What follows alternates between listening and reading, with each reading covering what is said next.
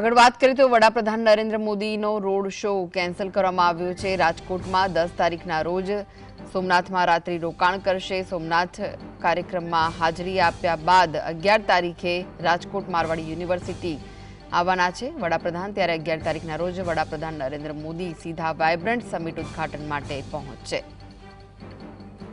તો પીએમ મોદી સીધા વાયબ્રન્ટ સમિટમાં ઉદ્ઘાટન માટે પહોંચવાના છે। જે રોડ શો હતો તેને કેન્સલ કરવામાં આવ્યું છે। વડાપ્રધાનનો રાજકોટમાં રોડ શોનું આયોજન કરાયું હતું જેને કેન્સલ કરાયું છે। આ વિશે વધુ માહિતી માટે જોડાઈ ગયા છે સંવાદદાતા Lakirajsinh. Luckyraj, વડાપ્રધાનનો road show cancel કરાયો છે, શું વિગત છે? આપને જણાવી દઉં કે અત્યાર સુધી જે વડાપ્રધાન જે રાજકોટમાં આવવાના હતા ને ત્યારબાદ રોડ શો જે યોજવાની જે ક્યાંક ને ક્યાંક અટકળો છે તે ચાલી રહી હતી, પરંતુ હવે તેને પૂર્ણ વિરામ છે તે કરી દેવામાં આવ્યું છે। કારણ કે 10 તારીખના રોજ જે સોમનાથ મહાદેવ મંદિર ખાતે તેઓ જે પીએમ છે તે ગુજરાત આવી પહોંચશે અને સોમનાથ મહાદેવ મંદિર ખાતે તેઓ હાજરી પુરાવશે।